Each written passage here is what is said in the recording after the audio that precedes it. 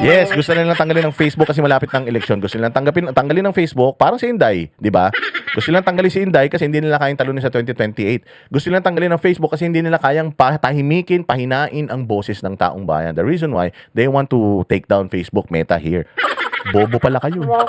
Idol nyo palang China eh. Akala ko ba ayaw nyo sa China? O sa China, komunismo doon. Komunista doon. Ayaw nila na magkaroon ng sariling boses yung mga tao doon dahil komunista nga sila. Jake Asobal, 2x2, mabuhay ka. O, kaya ngayon, walang Facebook doon, walang YouTube doon. Oo, meron silang sariling ano doon, meron silang sariling app, meron silang sariling parang Messenger doon. Yan, yung WeChat, yan, kanila yan. Pero wala silang mga social media doon, wala. Oo, para hindi sila makapagreklamo para sa gobyerno. Tapos gusto ng Pilipinas, gano'n. Akala ko ba galit kayo sa China? Akala ko ba kailangan lahat may malayang pagpapahayag tapos tatanggalin yung social media? Mga gago kayo. So China kayo, maka-China kayo. Tatanggalin yung social media rito. Eh, Amerikano yan ah. Hindi mga kaibigan kayo ng mga Amerikano. Mga hayop kayo. Oh. So ganun yun. Oh, dito naman tayo. Sige, pagbigyan ko si Diego Latigo, gusto niya pag-usapan yung Davao City as epicenter daw ng corruption ng flood control. Hay nako, ewan. Oo, mamaya pag-usapan natin yung impeachment ha. Balikan natin yung impeachment. Pero sige, dito muna tayo sa sinabi ni Boying Rimulya.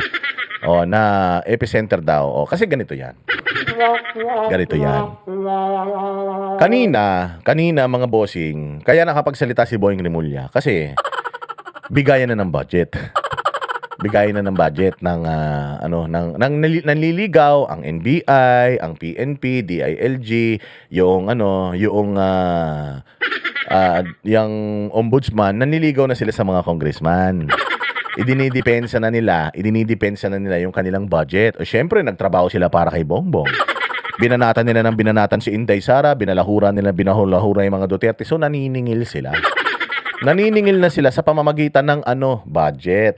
Kaya lahat humihingi ng mas mataas na budget. Ang NBI humihingi ng mas mataas na budget. Bakit? Bakit kayo humingi ng mas mataas na budget? Bakit yung kailangan ng sobrang taas na budget? Kasi kailangan daw nilang labanan ang cybercrime at kailangan daw ng mas malaking pera para labanan ang krimen sa cyberspace. Ulul! Ano lang ba ang kailangan mong labanan sa cyberspace? Ang kailangan mong labanan is yung fraud. Yun lang naman eh. Yung mga nagnanakaw ng mga credit card number, pinang-shopping nila. Yung mga nanghahack ng mga accounts, nanghahack ng website, nanghahack ng mga financial records, nanghahack ng mga accounts ng mga bangko. O yung mga kailangan lang naman nila labanan, yung mga nagpapadala ng mga link sa text messages. Kasi sinabi na nanalo ka ng ganito, i-click mo yung link, tapos yun pala.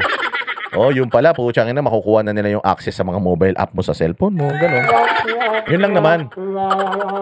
Noon pa naman, may budget na kayo para labanan yan. Bakit kailangan nyo pa ng dagdag budget? Ang hihingi ba kayo ng dagdag budget? Matibag kasi sinobra-sobrahan nyo yung trabaho nyo. Sinobra-sobrahan nyo yung trabaho. Hindi kayo nag-extra mile ng maganda. Nag-extra mile kayo para mapagsilbihan at sumipsip sa amo nyong si Bongbong. So ngayon kukubra kayo. Gusto nyo, nagre-request kayo sa Congress na taasan yung mga budget ninyo. Ulul. Tataasan yung mga budget, ginagamit nyo lang yung ahensya ng gobyerno para labanan para gamitin na pang-kaso, pang-pressure sa mga kalaban ni Bongbong Marcos. Kailangan nyo pa ng dagdag pera. Gamitin nyo na yung pera nyo sarili pagka ganyan. Ganun din. Ang pulis, si DILG, humihingi si John Vic Rimulya ng 5 billion. 2 to 5 billion yata o 25 billion, di ko alam, nakalimutan ko na yung figure eh. Tingnan ko yung figure. Wait lang. Kung magkano yung hinihingi ni si John Vic Rimulya. 5 to 20 billion. Putang inang kapal ng mukha. John Vic Rimulya, kailangan ng 5 to 20 billion. Antindi 5 to 20. Buti sana kung mga 5 to 6 billion, ganun. 5 to 7 billion, ganun mag-quote, di ba? O magkano, boss, magkano to? Siguro naglalaro yan mga 500 or 600, ganun. Magbibigay ka ng estimate na puta, antindi nito from 5 to 20 billion. Pag nag-estimate siya, putsang ina, ganun, ilang daang porsyento, 1, 2, 3, 4, 500% ang quotation niya. Okay man lang kung mga 5 or 6 billion o kaya 5 to 5.5 billion, pero ang estimation niya 5 to 20 billion. Putang ina, alam mong kawatan eh. Alam mong kawatan. O, di ba? Parang magpapagawa ka ng bahay. O, ito yung design. O, magkano budget natin dyan? O, hindi. Estimate na budget natin dito siguro mga 1.5 to 2 million to, bossing. Depende sa presyo ng materialis ngayon. Pwede kang maging 2.5, 1.5 to 2.5, mga ganun. Pwedeng mas mababa doon, depende. O, ganun mag-estimate. Pucha, mantakin mo mag-estimate ka mga 5 or 20 billion. Ha? Para saan? Gagamitin daw nila sa mga surveillance, sa camera. Putang ina ninyo, kakapal ng mukha nyo. Hinahabol kay Inday Sara ngayon dyan sa Congress, sa Senado, sa impeachment. 70 billion man lang. 70 million.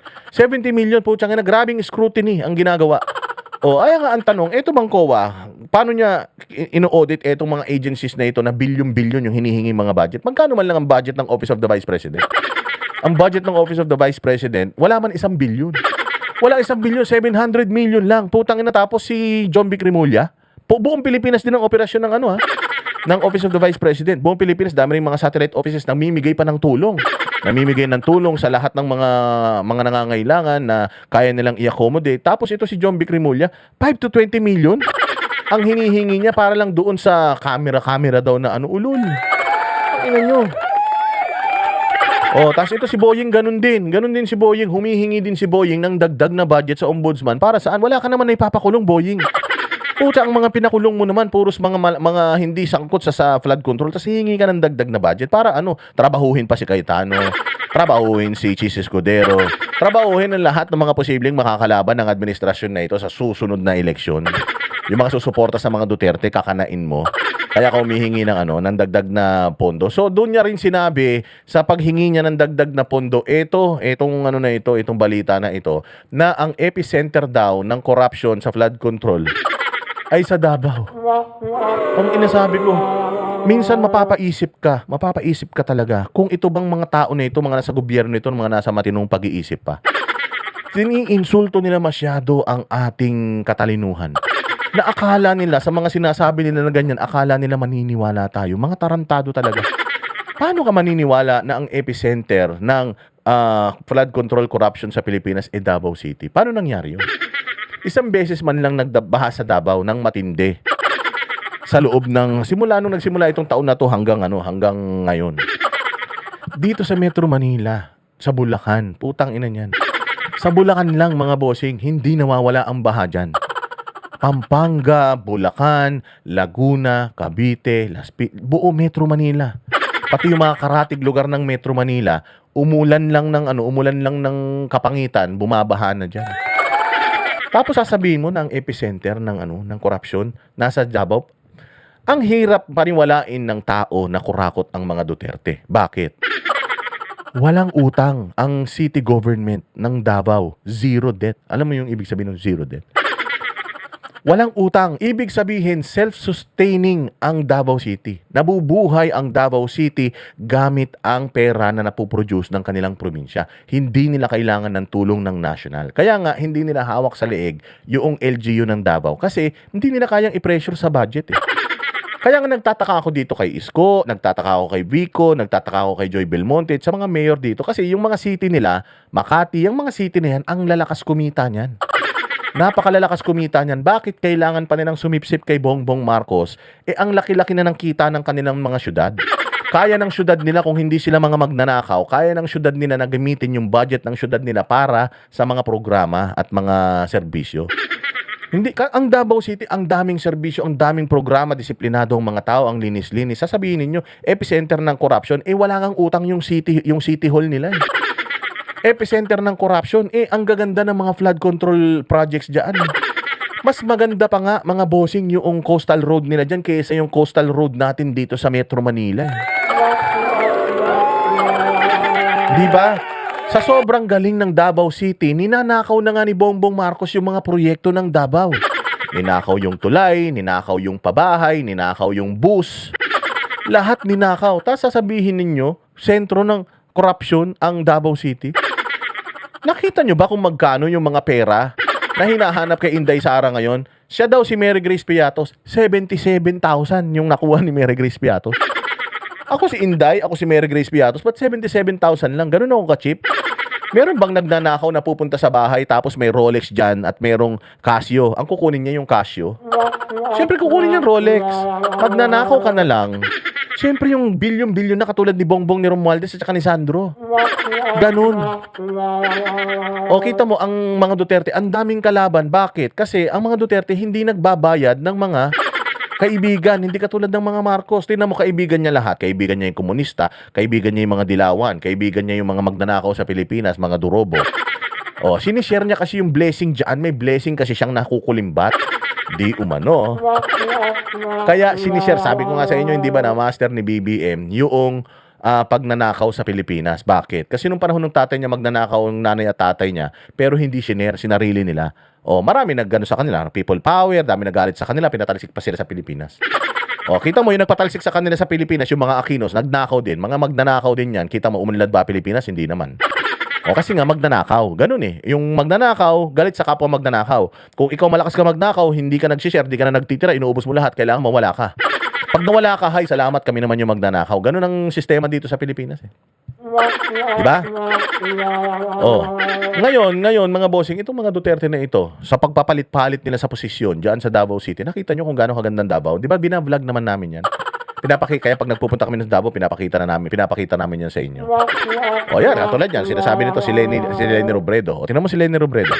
Binigyan daw ng 500 million, tapos ngayon kakampi na niya. Eh samantalang nung nakaraan, minumura siya, magnanakaw daw siya.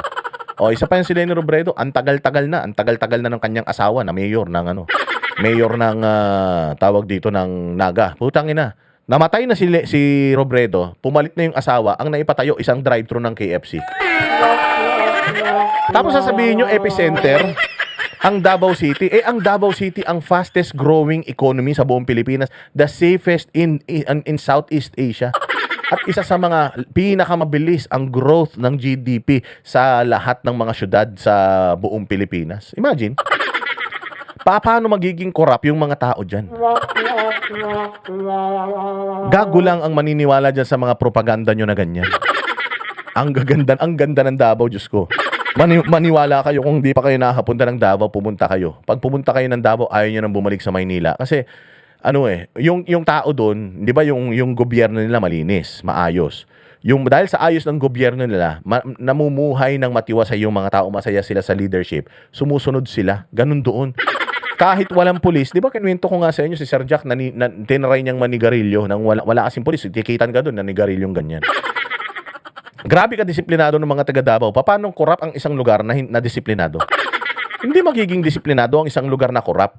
Maniwala kayo, kapag korap ang bayan, ganito mangyayari katulad sa Pilipinas, ang gulo-gulong pangit-pangit. O sabi nung, "Uy, kuya, huwag kang magyosi. Ano yan? Bawal yan, bawal." Ginanon siya, hindi niya kilala. Sabi niya, "Hindi, susubukan ko lang kung kasi PWD ako eh. Baka pag hinuli ako, baka maging lenient sila sa akin kasi may kapansanan ako." Sabi nung walang ganyan-ganyan dito, boss. Pag lumabag ka sa batas dito, kahit sino ka pa, huli ka. Sinubukan lang niya. Mantakin mo, tao na normal yun, nagtitinda lang, vendor yun pero naninita siya ng mga kapwa niya na lumalabag sa batas. Ganyan ang kultura sa Davao. Tas sasabihin ninyo, korap ang Davao. Hello? Kami ang boses ng masa, hindi natatakot. Katotohanan lang, di kami nalulunod. Walang bahid ng sismis, lahat ay totoo. Kahit sino ka pa, pag mali ka, babanatan ka. Walang pinipili kulay, wala kaming kinikilingan. Basta para sa bayan, kami lalaban. Pagdama palakpakan, pag mali banatan, di matitinag, di matatakot. Para sa bayan, tuloy ang sigaw. Sa harap ng kamera, walang halong takot. Mga baluktot, lahat kayo'y tutumba. Ang hustisya at totoo, yun lang ang mahalaga. Kahit sinong harang, di kami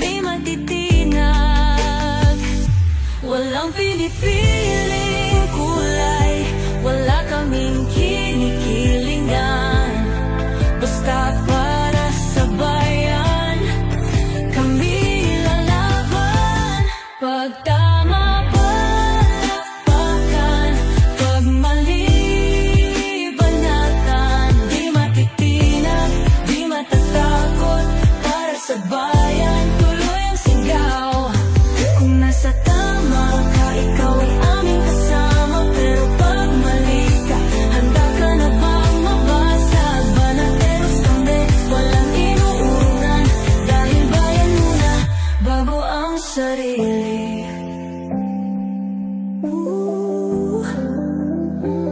Bago ang sarili.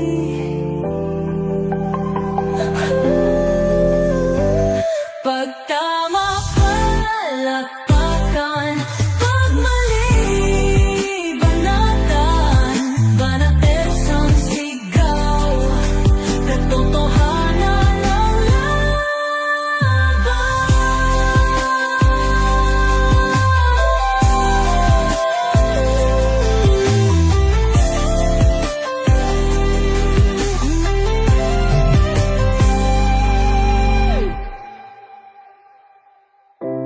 Sa harap